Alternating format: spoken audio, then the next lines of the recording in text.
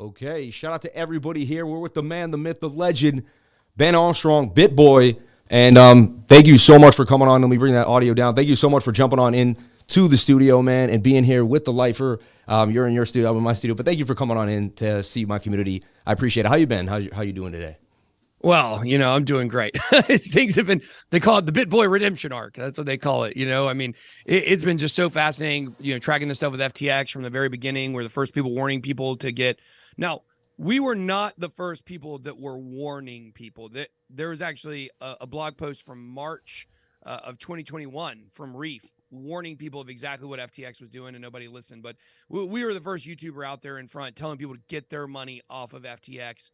A lot of people know that, CZ dumped the price and really caused this insolvency.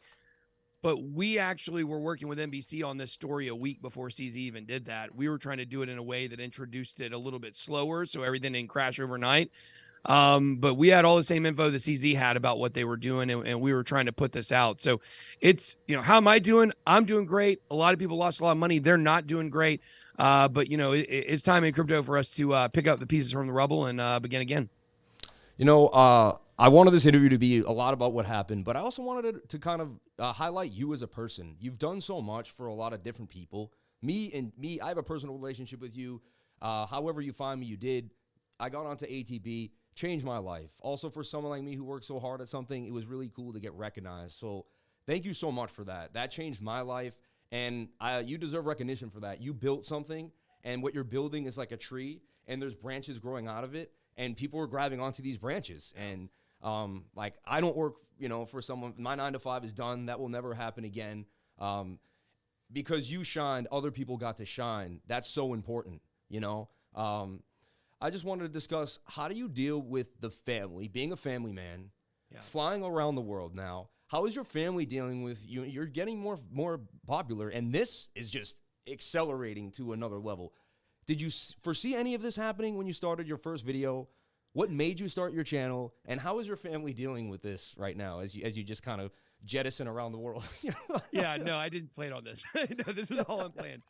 First, thank you for your kind words. We are, if people haven't been able to figure this out yet, we love crypto, and we love pushing crypto. Like, Bitboy Crypto is only a piece of that. I'm only one piece of this puzzle, and if we don't have the next generation of content creators rising up to push the good messages in crypto, not the SBF message, then we're all failing. And so I really believe in picking up the next generation of people behind me. And that's why we do Around the Blockchain. That's why we try to find people that we think are good people, and we try to elevate them in this space.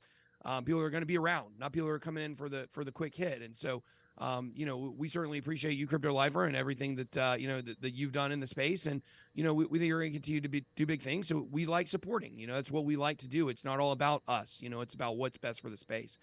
And so we were to go back and look at, my first video I started. This was supposed to be a cartoon. It wasn't even supposed to be a news channel, That's where the name Bitboy comes from. It was supposed to be a comic series, and animation was expensive, and I learned how to do it, and it was really hard and took a long time. And so we started doing news videos, and it was just me for years and years and years, and pretty much just me watching the videos because nobody watched for about 2 years. And, over time, we got a lot better at making the videos, built a team here so I don't have to do everything by myself anymore. I've got about, 50 in-house employees and maybe 40 right now. I'm not sure exactly what the number is, 50 counting remote for sure. And, I tell them all the time, like, whatever job you're doing, I did it. I did everything that happens in this building, I did by myself for multiple videos a day for years and years and years. And I think really my family saw that hard work that went into that. And they know, like, my wife, she hates it when people dismiss the challenges I had when I was growing. You know, she hates that because she was there. She saw the 20-hour days for months on end in the early 2020 when I really dedicated myself to like, this is it. It's now or never. I almost quit in December 2019 or January 2020. In between that time, that was the real depth of the bear market because it was the sentiment that was so low. No one had any hope. The price had been lower before, but it just wasn't really moving. And so, you know, we were thinking no, this just wasn't going to make it. And, you know, I really looked myself in the mirror one day and was like, you're 37, maybe I was 38 years old. Can't remember exactly how old I was the day I looked in the mirror and said to myself, like, this is it. Your legacy is either a almost 40-year-old failed YouTuber or you're going to rise and you're going to make this happen. And so, you know, that's the day I decided I wasn't going to quit. I was going to push forward. And I started working 20 hours a day for about 9 months from January to September until I brought TJ on as my business partner. My wife will tell you that's no exaggeration. And, you know, I told my family that when things got better, when we made it, you know, I remember sitting my wife down. I talk about this in the dedication of my book that's coming out, Catching Up to Crypto.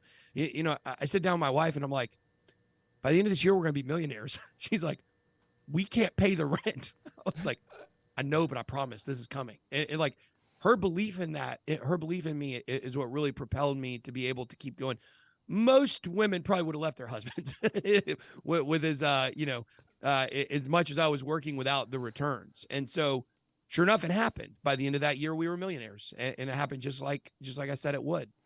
And you know, so you fast forward to today, and you look at my family, and my kids are struggling with how much I'm traveling right now. I don't want to travel as much as I'm traveling, and I had to have this conversation with them where I sat them down a couple of days ago. Well, it was about last week, and I said, "Listen, guys, I'm having to do a lot of traveling right now because this is not about my business. This is not about me growing as a YouTuber. This isn't about me making money. Like." Right now, we're getting involved in things that are bigger than us as a family. Like this is big. This is the world. This is trying to prevent Great Reset. This is trying to save crypto in a sense, as we famously talked about on a meme. Ben, I just want to make one. You're not trying. Sure. You're not trying. You are. You're doing it. You're doing it. Thank you, man. You're not. You get that word "try" and throw it out the window. You are doing it. You are doing it. Well, you know the haters. They're out there like he thinks he's doing something. Well, we are. You know, and you're right. We are doing it. And so, my kids, my wife knows everything about Sam Bankman-Fried. Like she knows all the stuff we have and all the stuff that we've gone through, and she's been there every step of the process. And she had to explain to my kids like, yeah, Dad's having to go like try to do these fundraisers to raise money for this bill to prevent people like this guy, this fraud, greatest fraud in the history of the world, probably from taking over. And my kids were like still having a hard time. And then they walked in and like, he was right on the news and it was talking about what a fraud he was. And they brought me up and my kids were like, okay, we get it. Like you're doing something bigger, but I don't want it to always be like this. Like I want it to go back to where like I'm back 9 to 5 in the office most weeks and, you know, going home early and being able to go to all my kids' games. And I'll tell you, once baseball kicks off in March, I'm home. Like we know that once my kids baseball, my kid made the middle school team too. Now he's one of the only 5th graders that made the middle school team this year. So we're excited to watch him do the middle school baseball this year, which will be fun. But you know, I'm sold out for my kids' baseball season for sure. My daughter's tennis. So I've got a lot of traveling between now and February, and then next year, hopefully, really going to slow it down. Maybe just one conference a month. You know, NFT NYC, Bitcoin Miami, obviously going to go to Consensus and stuff like that. But I got a conference in May. I think I'm going to in Australia. But outside of that, trying to really slow down the travel and get a lot of this regulation stuff worked out. Because it has been the last 3 months have been really hard on my family as things have really elevated, and just trying to find a point where it's not about like. This is the hard thing. Like, it's not about me. A lot of men, they chase success and they chase business and they end up isolating their family. I'm not trying to do that. We're like on a higher calling right now, though. It's a little bit different to where we're exposing frauds and we're trying to clean up the space to make the next generation better. So certainly this is a season that's a little bit, it's been good reputationally. It's been good growth wise, especially on Twitter. Like we picked up 100,000 in the last 2 weeks. You know, it's crazy. It's been good for those perspectives, but that's not why we're doing it. When you trend, I trend. You know what I'm saying? When you trend, cryptocurrency trends. Like, yeah. And you know that's why. You know, we've had some of the haters, right? Yo, you've said this, you said that, and what I tell everyone too. Did Ben come and caress your hand on the mouse? You know, did he come behind you and press the buy button? a lot of people, like, you know what I mean? And everyone wants to throw the book at someone when they lose, but it's all about their wins, right? I found the coin. I found the coin. I liked how you reached out and you said, hey, if you've ever said something about me on Twitter, it's over. Yeah. Because that was so big to me, because you were saying, hey, you might not have seen the bigger picture, but I did, you know? And it's kind of like, it's like God mode. I don't want to say, but you know, it's like God sees things that you don't, and you curse his name when they're not working out. Why did you do this to me? Why? But then years later, you're like, thank God you freaking put me through all that, because I would never be half as strong as I am now, you know? We've talked behind the scenes on ATB a few times, and you've really connected. That's really what got to me, man. One day after ATB, you brought just, you know, your struggles up, and I connected with you. And you were like, I was down to my last, and we made it, and we still made it. And I was in a very similar place, you know, the pandemic, all I had was my crypto. I had lost my job. I'd worked for David Letterman in TV. He didn't want to do the interviews anymore. I was doing Netflix shows, and that was out the window. So my life completely changed. It's funny, you said you were going to start your channel. I started mine in September of 2019. Thank God you didn't give up, you know? And I tell everyone too, is you never know what's coming around the bend. I started my channel, threw my hat in the ring. Who knew you were going to grind like you did, create ATB, then you were going to create a position where I could jump onto a weekly show. And when I started my channel, there was that opportunity didn't exist, right? So what opportunity is coming for me and you next year? Where is it going to go? Is there going to be a news station that reaches out to you, and do you get a deal? Is there a book coming out of this? Is there a movie coming out of this? I mean, they made a movie out of The Big Short. There's a lot of those coming out of this, dude. By the way. I saw the movie The Big Short. If this isn't bigger than The Big Short, someone said to me yesterday, like, Ben's going to be in a movie. That's a character in a movie right there. You're doing something. I get goosebumps. I wake up, you're talking FTX, you know, then we see the CZ. I'm not going to say anything, but like, there must have been some link going on there. That's your whole thing. You know, I don't want to blow, but like, I put together what I believe happened. You know, I don't even let it all out the bag, but I put together what I believe happened. And the little guy finally jousted with the big man and knocked him off the horse. For the first time in my life, I've never seen the little guy make a stand like this. I actually shouldn't call it the little guy, but the people, the real people. Yeah. This was huge. I get goosebumps. And then it became an international story. I said to my wife, I said, I'm one person away from like an international story. Like, this man is all, like, when I saw you on InfoWars, man, I almost fell on the floor. I was like, someone was like, he's on Jones. And I was like, what? No, like, it's not what I think. I flip it on. I'm in my room and I saw it live. I caught it live. And I'm sitting there and I got like a head rush and goosebumps. And another thing is, when I asked you to come on the show, none of this had really come to light. I had just DM'd you like 10 or 12 days ago, like, hey, do you think you come on? You know, I knew there was some controversy, but, and then boom, boom, boom. And I'm like, oh my God, now I'm going to have him on in the midst of fireworks. And then I was like, will he still come on? You know, is he going to be too busy flying around the world? And like, you're a man of your word, man. You never, for me personally, anytime you've ever said anything, you've done it, and you've always held me down. You've always been super supportive of me. And you're an inspiration to me. I wanted to let you know that. I wanted to make a point today to say, I don't listen to everything you say. I just want, you know what I mean? But I watch everything you do. And I watched you grind like a warrior. I watched you grind like Braveheart. I know how I do a live stream every day. This is my 677th live stream straight or something crazy. I don't take days off for. But you did this. I saw you. You know, eventually I hope to get my 2 weeks in Alaska. But you know, you grind, man, and you made me realize if I wanted to boot that 9 to 5, then I was gonna have to do the 20 hours a day. Like, it wasn't gonna be a joke. Like, and my wife got on board, my family got on board. You inspired me to take my life to another level. You inspire other people to take their life to another level, and that to me is like the biggest thing. Like, there's all this controversy going out, this and that, but you're inspiring others to kick that 9 to 5, to fire their boss, and to take their life by storm. Yeah, and I think that's important. Like, because I do think a lot of people, you know, they do look at me, and thank you for saying that, of course, and they do look at me as an inspiration and motivation. But you know, I'm not becoming a motivational influencer. You know, like, crypto is the main thing for me, and it's always going to be the main thing. I think it's that the people see that authenticity, that like how much I care, and I've been so misportrayed over the last year or two, up until the last few months. People have really seen who I am, and crypto is the main thing. Like, I'm inspiring people to find financial freedom through crypto assets or through a life in crypto assets. This is not me telling you like, hey, go fire your boss and start your own business. Like, if that's what it looks like for you, then that's what it looks like for you. But my whole thing is we're trying to clean up the world, like decentralization, trying to get these people like Sam Bankman-Fried out of crypto. Like, this is the main focus. And I think when people really see, when you find something you're passionate about, you stay passionate about that thing. It doesn't just go away. And for me, I'm way more passionate about crypto today than when I started. But when I started because I was so passionate about crypto, And so I think people really see that. I think I like that you said, like, I kind of have a tree.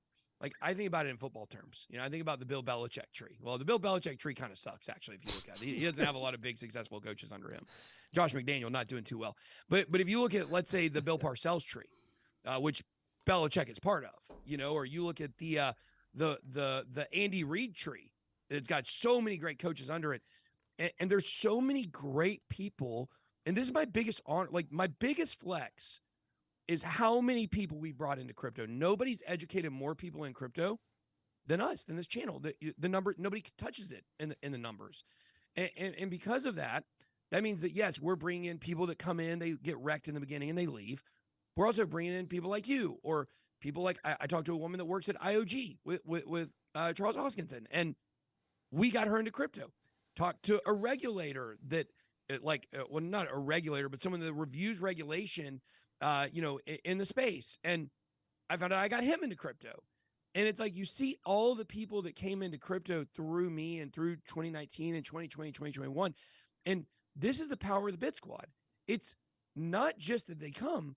These people come in, and my passion for crypto, it really connects with people. They get passionate about it. And look at the ripples, no pun intended, that we've been able to cause, through that. And that's the thing I'm the most proud of, is how much effect the Bit Squad literally has in crypto every single day. And there can be haters on Twitter that come out and say this, or I talked about this coin that didn't do well, or whatever. They can say all that, but you can't change the fact that we have people positions almost like nodes on a decentralized network, completely and entirely through the space. And, that's something I'm really proud of. That's amazing. I remember I first started watching you. You had a backwards hat on. I remember a red hat and a red shirt. It reminded me of, like... Do you know why I did that? It gave me, like, I guess I still remember it, right? Like, no. Well, no. There's a very funny story behind this, actually. So when I first started my channel, people can go find, if you look up like, Bitboy, I was hacked, and you can find one of my very early videos where I actually got hacked. I have fish for like $2,300 at the time for ZRX, and I'm in a green box. You can see the box in the live stream. I literally built a plywood box, OSB board box, OSB, not plywood, because I was really poor, in my house to be able to, like, try to solve some of my camera and lighting issues and my sound issues. Well, I could never solve it. My gray hair blends in with a green screen when you don't have great lighting. Obviously, now I got great lighting. I didn't even know what great lighting consisted of. So what happened is my gray hair would blend in with the green screen. So I found if I wore a bright colored backwards hat, it would not blend in with the green screen at all. So fast forward to December of 2019, I think it was Money 2020. I don't even remember the exact conference I was at, but Catherine Coley used to be the CEO of Binance US. And it was the first time I met her. Me and Catherine and one of the people that works at Binance and someone that does PR, Kelly. We love Kelly, actually. So she does PR with, I can't remember the name of the company right now. But the point is that we were all at lunch and I had the hat on. And we sat down to the table. So I took my hat off. And all three of these ladies literally looked over at me like this. And Catherine said, everybody thinks you're bald, right? And I said, no, I have beautiful hair.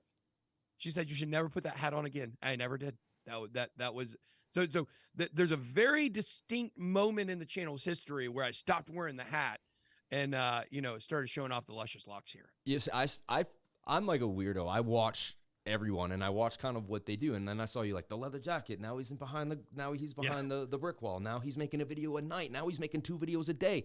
And I was like, if I need to compete with the best, and then, like, I was like, I need to make content.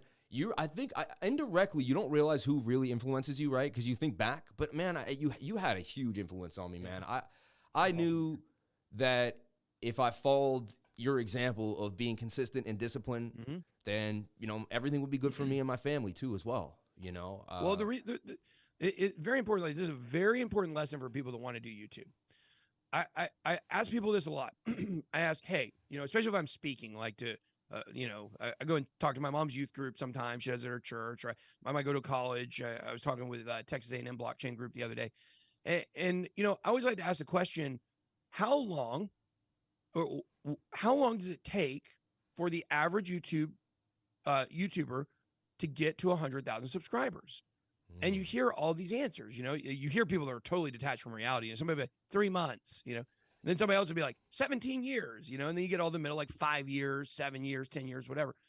It's not years. It's not months. It's not days. The only connection between how long it takes someone to get to 100,000 subscribers, the only thing that you can find in that Venn diagram is the number of videos they make. 1,500 videos is the average number that it takes somebody to get to 100,000. And I think it's 2,500 to 3,000 videos to get to 1 million. And so that shows you kind of that exponential track once you pick up traction, how it goes. And that's where the consistency comes from. And I didn't know that when I first started. Like, I actually didn't know that until I was almost at 100,000 subscribers, and then TJ found all these stats. But it was like, I started out, I did almost 2 videos every single day from the day that I started making news videos in March of 2018. By the end of that year, I was definitely doing 2 every single day, and I didn't realize it was helping me because two things happened. Number one, like, I certainly was not a crypto expert when I started. Like, I knew almost nothing. I thought I knew a lot, you know, but I knew nothing. You become a master of your subject when every single day you're in this subject, learning and making videos and reading news stories, interviewing, you know, big people in the space. So number one, you're becoming an expert at your craft, at your you know, whatever your niche is, you're becoming an expert in the information. Number two, especially if you're doing your own editing and your own graphic design, like, you become an expert at making YouTube videos. So when I first started, people look at my videos, like, they're horrible. Like, they're not the worst YouTube videos you've ever seen. You might have seen worse from like you know, a 7-year-old or something. But for me, looking back, like, I cringe at like the quality, but I know I was trying and I know I was learning. So I do cringe, but I also don't cringe because I knew where I was at the time. But if you look at where we're at now, we become an expert in making the videos, and now I've got a whole team because I know how to scale, because I understand how to do all those things. So it's very important for people to understand is the consistency is the hard work. And, you know, people know that work smarter, work harder. That's true. But sometimes you don't know how to work smarter until you've worked harder. Yeah, I was in TV for years, and very similar. I started get in the shipping room and ship the film to like the commercial, right? So I was in the shipping room, like, I thought I wanted to touch the tech, you know? But then I worked with the engineer, and one day he had to go away for the weekend, and I'm wiring one of their big HD drives. And then I got to the next level and the next level, and then I started editing, and it's cool because I see your progression of your company. It's we're in TV and film production technically, you know? And so me, I felt like I gave up my old profession to jump into this, and it's like you're using the old skills. And that's another thing I wanted to ask you. Like, what skills are you using that maybe you had a job at a paint store? I don't know what you've done, right? What skill do you remember that you using when you were like 18, 22? There's got to be something you remember, because I still use something, or just your progression. Like, what made you want to jump in front of the camera? Like, did you press record for me? I started editing young. Like, I just been enthralled in video. But like, what got you into video? What got you into the medium of video? You know? Well, I worked at Blockbuster when I was 17. Look at that. Blockchain ready to go. Yeah, not a lot of crossover between my my Blockbuster job and what I do now, except for my boss at Blockbuster loved Kevin Smith, and he showed me about these Kevin Smith movies, and then I ended up doing Clerks 3, which is kind of cool. But you know, look, I can look back. I mean, basically, I'd had like by the time I was 24 and went to rehab. That's when I went to rehab at 24. I was a drug addict from 17 to 24. So a lot of people don't know that either. You don't have to go deep into that, but I mean, he picked himself from his bootstraps, man, from the bottom. I also, when you said that on your channel, one day I click on your channel, and you're like, I'm running my head into driving cars in the street. I was like, yeah, tried to kill myself running cars. I fought like 6 cops, broke a cop's A week arm. later, I came out and talked about one of my, a horrible situation I had, and you gave me the courage to speak on something I thought that I would never have the cojones or the guts to speak out on my channel. And I was like, if he could do it, and you know what it did is it made other people realize, hey, I'm in my lowest point, but it doesn't mean I can't get to where Bitboy, where the Lifer, and where all these other people are. So that's like, when you went on that's huge. Most people will keep that in a dark closet. They will never reveal those things. Well, you know what? Somebody came, they found one of my mugshots, and they put it on Twitter. It's like, thank you for finding that. I swear to you, I literally have been looking. I thought all my mugshots were purged from the internet, not because I did it, just because so much time's been by. It's been 15 years, you know, since I've been sober. So it's like, you know, I was very happy that guy found that one. I'm really looking for the one after my overdose. I wish somebody could find that one. But you know, there's no skeletons in the closet. Like, that's the whole thing, right? Like, oh God, what if people didn't know? Well, now somebody pulls out a mugshot and they're like, oh, look at this. Well, the guy from CNBC interviewed me one time, and this didn't actually make it to air, but he said, let me ask you about your personal finance. I was like, sure, you know, and he said, you filed for bankruptcy. And I said, yeah, when I was 21 and a meth head. like, yeah, obviously I just explained to you a little bit ago that I had a really rough past. Like, that's not a shocker, you know, for somebody who is on drugs and they got to file bankruptcy at a young age. Like, doesn't have anything to do with what I'm doing today. They try to okey doke me a little bit on it, you know? And it's like, when you're so out and you're so open, you're so transparent, like, people can't hit you with that okey doke. And that's not certainly why I do it. I do it because I'm just an oversharing, over honest, over transparent person, like too honest, sometimes too blunt. You know, but the fact is, like, that's really protected me and helped me a lot, because there's nothing people can really dig up and be like, look, he did this. Like, yeah, I told everybody. They already know. So the point is, back to the original question here, though, of what I've used for my past. But by the time I was 24 years old, I had 30 jobs, right? So I had done everything. I'd done roofing. I worked at Blockbusters. I worked for one day at a call center for a dating service until the girl that I thought was cute quit that same morning, and I walked out and we went and had lunch together. You know, like that was it, you know? So I was assistant manager at Journey Shoes. Like, I love my job at Journey Shoes. I would hate working at the mall today, but I love that job. I worked at North Point Mall here in Town Center Mall here in the local Atlanta area. And I had a great time with that when I was like 18, 19, you know, girls coming in, trying on some shoes. You know, I was down with that when I was 18. But today, like, if I really look back and say, well, what was the experience that really, really helped me? Well, you know, I worked in rehabs for 10 years. The last job I had before I was actually, because I went to rehab and I wanted to give back and help other people, you know? And so, you know, with my last job, I was executive director of a rehab facility for teenage boys with drug addictions. And, you know, other destructive behaviors, but mostly drug addictions, or drug addiction was almost always centered around, except for a few. So the whole point is, the skill that I had was helping people. Like, that's the overall skill. It's being able to relate with people and being able to help them through something difficult. So when I left that job to pursue crypto full time, and I recently ran into the chairman of the board of the nonprofit I was at recently, the Braves game, and he was like, "You tried to tell me about Bitcoin." I was like, "I tried to," you know. So I left that job and we sold my house, or our house as a family, in November of 2018. We sold that house. We made about $100,000 on it, and we lived off of that and side hustles as a family of 5 for like 2 years. Until the channel really finally popped off. And I remember there was a moment where it was very dark for me, where the channel wasn't going well, and I was very just, you know, not happy with where things were financially. I was really struggling because we were running through that money pretty quick because we had some debt we had to pay off, and you know, that money doesn't last long like you think that it will. And so I'm having to face like facts of like, oh my gosh, like, how are we going to keep paying for this? I ended up like selling sports memorabilia for a while on the side while I was doing the channel, and that really helped me out.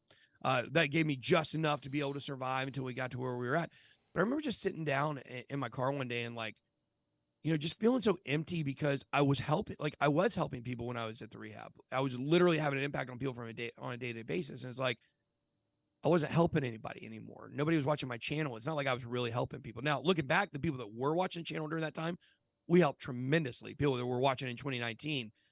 You know, if you're watching in 2019 and you're still watching today and you didn't take any breaks, you got rich. There's really no question about it. Or either you leverage traded it away. Maybe that might happen too. So, you know, the whole idea is that now, you know, I just felt in my spirit, it was kind of like, yeah, but one day you're going to see the connection here. And now, like, we gave away, like, I think 9 cars this year, somewhere around there to single families or single parent families. Amazing. I don't know what the exact number is, 7 and 9. We were supposed to do it every month, but it turned out to be a little bit harder than we thought, because it's actually hard to get the vehicles and find the people and go through the people that want to, you know, to nominate somebody else. It's a process.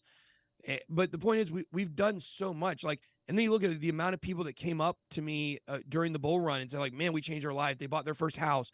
Had somebody that said they moved to their own place for their first time in their entire life. Somebody, the first person to pay for her college, to go for college in her family. Somebody bought a house for their mom. People became millionaires and retired. And it's like, man, we had such a bigger impact, not even just on a philanthropic level, which we also had a huge impact on, but just on like a community level in the Bit Squad, like the Dent family. This is a family who they bought, it was a sponsored video that we did. They bought that coin. They put $300 in that coin. It got crushed. It finally came up in the bull run. That 300 turned into $10,000. They took that $10,000, bought a business, and now they're running a multi-million-dollar business off of that $300. And it's like, those are the stories that are just so amazing that we've been able to touch people's lives on. And so, yeah, like when you keep the main thing, when you keep helping people at the focus, and look, we certainly haven't been perfect on this channel. We certainly supported coins that did well or that did terrible. We supported coins that lied to us and ended up rug pulling. And, you know, we've had some bad, nobody's been perfect in the space. I think people now generally see that. I mean, your Pomps, you know, with BlockFi, and I don't blame them. I don't blame Pomp for that. You know, like nobody's been 100% perfect. We've all liked a coin that did awful or tanked or, you know, went up and then went to zero, whatever it is. But the fact is, we've always tried to help people, and that's what we'll continue to try to do on this channel. We're now at a level where we're able to kind of help people in a different way, you know, by protecting through regulation and trying to make sure, like, kind of safe keeping the space in a sense is kind of how we look at it, kicking out the bad actors.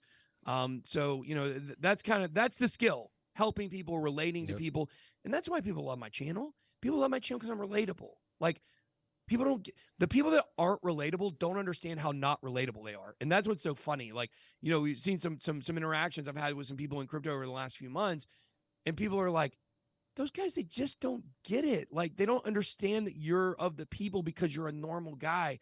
They don't understand how abnormal that their situation is, either growing up with money or selling a company and getting millions of dollars and then being able to put it in crypto. That's not the average person experience. Average person experience is your my experience, is you come in with a hope and a dream and you're able to turn it into reality, not you come in with it already rigged for you to win. This has been amazing.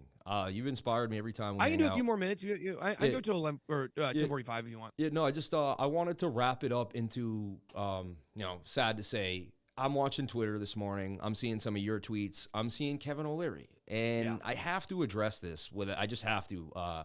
He's sitting there and he's like, you know, I would give SBF money. Again, he's a great trader. He's a great mind. Like, he wasn't a great trader. He wasn't a great mind. I think you're so enthralled in your idea that you, like, I think he was some people were charismatic, and when you hang out with them, they make you laugh, they make you smile, they seem so great, and you just... We call them sociopaths. Yeah, right?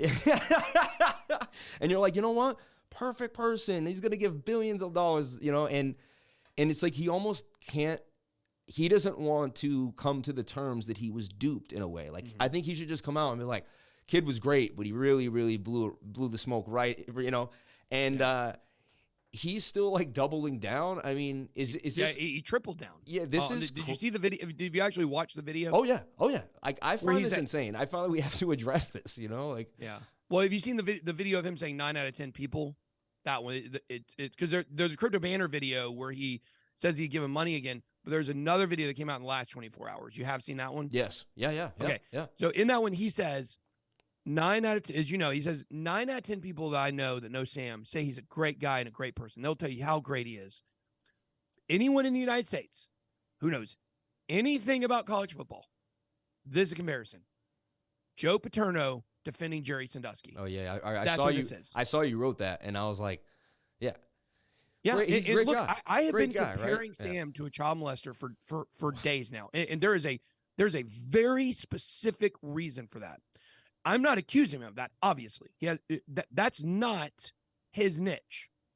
What is his niche is financial predatory actions. He is a absolute predator and a sociopath. Those are the exact two qualities that almost every child molester is going to have. What gets because me... it's the same modus operandi. It is predatory. It is preying on people that don't know better and will not call you on it. So you're going to pursue them and you're going to destroy them from the inside out, and they're never going to say anything against you. It's the exact same thing. See, you know, I heard you the other day, like Armstrongs are built different. You seem to care about your family name. I do too. My last name is Price. My dad told me, you're Sam. This is your name is Sam Price. Don't sell it for anything. It's the most important thing you have. And I just wonder, like Barbara and Joe, like, did they raise this kid with a moral compass at all? Like, how was he able to do these things? Like I would have to look at my mother in the face, and my mother would tell me, like, I did not raise, like, and it's almost like they enabled them. Like, it's almost kind of, when a drug addict and the parents keep bringing him back and keep giving him money, and they're like, or was he born into a process where the rich just do this to people, and he's seen it for so long that it's just like, oh yeah, you get away with this stuff when you can pummel little people. You can just take what you want. You can rape and pillage. You can do whatever you want. And you know what? You can just kind of write it off and say sorry or go to rehab or, just find some way to, push it to the side and say, all right, it's taken care of now.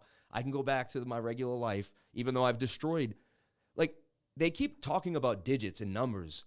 They keep forgetting, like, there's a guy with a paint business that put his little bit of investment aside, and like now he can't grow. There's like small people, like you said, that had their last $300 or they're devastated. There's people with life savings. I know a guy lost $1 million. I was with him last weekend, and he was like, he's worth it. He was like, I lost $1 million. I could take it, but I mean, come on. People can't though, right? Yeah. Like we lost $3 million on Celsius. Like, but I feel more sorry for the people that lost their life savings. Yeah. Because we'll bounce back. I'm fine. I built a platform. Like, that's not all the money we have. It's a good chunk because that 3 million was 15 million at the peak, people understand. But, the whole thing is this, is I think, and you'll probably get this reference. Like, I graduated from a small Christian college in Northeast Georgia. It's where my wife went. It's actually where I met her. She was my admissions counselor. She says she's still recruiting me, 13 years later. But the whole thing is there's a lot of people that go to that Bible college because their parents went there and their parents are ministers or they're pastors or whatever. And that's why they go there. Well, a lot of those by the time, and my sister's going there right now. My sister's like a senior right now there, which has been kind of cool for her to go to the same college I went to. But the whole thing is over a 4-year time in college, you find there's a lot of those people that are literally just doing lip service because they think that's what they're supposed to be doing. And they have an existential crisis of faith. And they realize, like, oh, I actually don't believe any of this. And that happens sometimes. People are like, oh, yeah, I'm just doing this because I thought pastor was the career I was supposed to have because that's what my family told me I'm supposed to do. And I know this from working with kids as well in the rehab, where there were parents that were great parents. They were involved in the church. It was a Christian nonprofit. So it was a Christian program. So a lot of the parents were involved in church and, of a Christian background, things like that. Well, their parents are out doing good stuff. Like, their parents are out volunteering at a youth camp or, being the usher at the door or volunteering for this ministry where every night they've got to go out and talk to people and stuff like that. But something weird happens sometimes is where the parents get so focused on doing the right stuff that they forget the kids there. And they're so focused on doing the Christian thing that they're not actually raising their kids. And the kids see that. And the kids start to resent that and start to hold that against them. And that's actually what leads to a lot of those times where those kids grow up and they reject the faith. But for some people, they grow up in that environment and they thrive in it. And they're like, yes, I will become the pastor because my parent was a pastor and told me to be a pastor. That's Sam Bankman-Fried. His parents grew up in this super political Democratic Party supporting. They created PACs. They were involved in lobbying. Sam Bankman-Fried's dad helped Elizabeth Warren with legislation. Sam grew up in this environment where philanthropy was a talking point. It was a talking point due to the political background that both of his parents have. And so because of that, everything he's saying is just lip service. It's what he thinks he's supposed to be saying because that's what he grew up seeing. Didn't we just see some cryptic tweets? Didn't we just see some cryptic tweets too? Or I have it pulled up here. There's a DM here, right? And in the DMs, he's saying, Yeah, I had to be. It's what reputations Yes. are made of to some extent. I feel bad for those who get F'd by it, but this is the dumb game we woke Westerners play when we say all the right shibboleths. I thought that was funny because the name Shib and Eth was in that word. Yeah.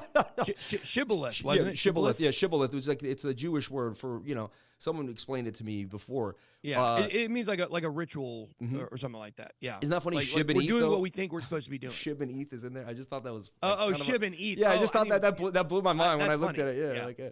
That but is good. I know you really got are a degenerate. you got places to go. I really, really appreciate your time, man. Absolutely. I appreciate everything you've done for me and my community, helping me thrive and get out there. To me, someone can say all they want. It's their actions that mean the most to me. You have done so many actions to help my life. I will continue to do so many actions to help your life. Everyone subscribe to his channel. I know it's way bigger than mine, but if you haven't, check it out. They do great news. We do Around the Blockchain every single day at 5 p.m. That's gonna move to its own channel too. I want everyone to know that. So it's gonna grow and begin to grow. So support that movement. Support what we do. Support Ben. I'm sure he's not done. There's more shows, more things coming out. He is gonna continue to push forward for the crypto space. And honestly, whatever has gone on in the past few years, if he is not your white knight at this point, if you can't just take a deep breath and realize he put himself on the line in many, many ways. I don't even want to get into how dark it could go, but I mean, I was having some sleepless nights the last few weeks. Like, man, Ben is really going hard, and I felt like I wanted to stand with you. I wanted to support you. I wanted to show you by my actions, instead of just running my mouth, how much I truly cared about you, your family, and what you've done for the space. So thank you for being here. Thank you for supporting me. Thank you for supporting your own, your cause and the Bit Squad and the Lifers, and just gratitude for you. And, may we push forward in prayers that keep you safe and healthy, and may we continue to grow in 2023, man. Yeah, I think I'm going to be fine. I don't think Sam's going to kill me. I don't think, a lot of people say, what's it like to be targeted by a billionaire? I always tell them, I guess we'll never know because he's not a billionaire anymore. He ain't a billionaire anymore. Hey, hey. So the thing is, thank you for having me on. Obviously, appreciate that. I am going to show my book real quick because this is no. I want to tell about the book tour. He's going around. He's got a new book coming out. I'm going on a book tour. So Catching Up to Crypto. It's the name of the book. You guys go to bitboycrypto.com. You click book at the top. It'll take you to the page. We're really trying to push those Amazon and Barnes & Noble pre-orders. That helps us out for bestseller lists, which helps get the word of crypto out to people. This is a book that people need. It fills the gap in between the first moment you ever heard about crypto and then all the education you had to get to feel like, okay, like I know enough to operate now. It would take 60 videos to do what we've done in this book. It's by Wiley Publishing, the same publishing group, same publisher that published Bitcoin Standard. They reached out to us about this book. So, they definitely saw a lot of potential for what we know to be able to educate in the space. We're looking to have the #1 crypto book. Bitcoin Standards, #1 Bitcoin book. There's not really a book that does what we do in the world of crypto. So people can go and check that out. We are going on a tour. Basically, if you live in America, we're coming to a city near you. I think we're doing 14 American cities. So at least within a few hours, or maybe a short plane ride, we'll come to wherever you're at. And you got to have the pre-order to show up to the meetups that we're doing on those book signings. So thank you, Crypto Lifer, for having me on. People can go check out the book. Our team's worked very hard on it. That's why I'm really trying to push it. And, if people want to go subscribe to the channel, that's great. If not, that's okay too. We know we're not everybody's cup of tea. And, we're going to keep fighting the good fight on the behalf of the people. God bless you, man. Thank you so much. Thank you. And right, I'll see you. Thank you so much. Bye, Ben. Everyone, that was Ben, man. Doing it. Thank you so much for everyone being here. I appreciate you all for jumping on in. And, I'm out for the day, but I'll be back later on at about 2 o'clock to go over more.